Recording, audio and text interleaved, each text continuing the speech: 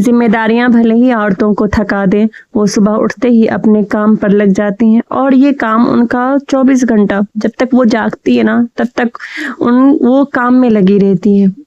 और यही काम की वजह से उसके बच्चे एक्टिव होते हैं, उसके बच्चे तेज होते हैं, ज़हीन होते हैं और खुश मिजाज होते हैं। सुबह का नाश्ता और उसके बाद बच्चों को देखना, ड्राई फ्रूट्स मैं रोज़ देती हूँ अपने बच्चों को, और पर वो खाना ज़्यादा पसंद नहीं करते, फिर भी मैं कोशिश करती हूँ कि वो थोड़ा ही सही मगर खा ले। मेरी बड़ी वाली बेटी क्या करती है, छुप कर फेंक देती है, मगर फिर भी नज़र रखना पड़ जाता है और फिर उसको उठा के ये मेरी बड़ी वाली बेटी है, इसको सुबह उठाते ही मैं पहले ब्रश करवाती हूँ। कोई भी सुबह उठना नहीं चाहते, ये लोग स्कूल के नाम से ही एकदम उदास हो जाती है, जाना नहीं चाहती। मम्मा आज मुझे नहीं जाना, आज मुझे नहीं जाना, उदास इनके चेहरे पर एकदम झलक रही होती है, देख ही रहे आप लोग।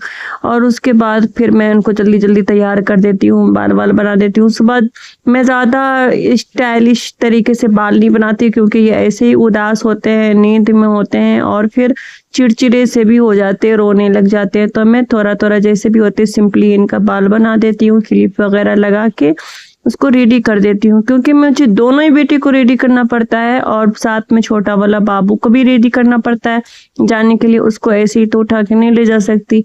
अब दोनों ही रोने लगते हैं, फिर इनको तैयार कर रहे हो तो फिर बाबू रो रहा होता है।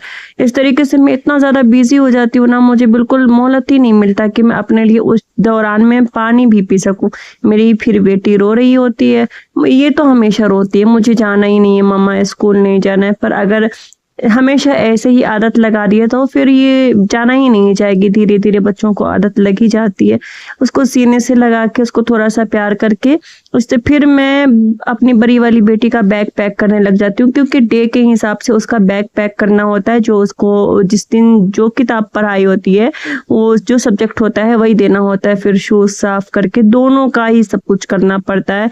सबको शूज साफ करके उनको पहनाओ, सॉक्स वॉक्स रेडी करके पहनाकर रेडी करके फिर उनको ले जाना होता है।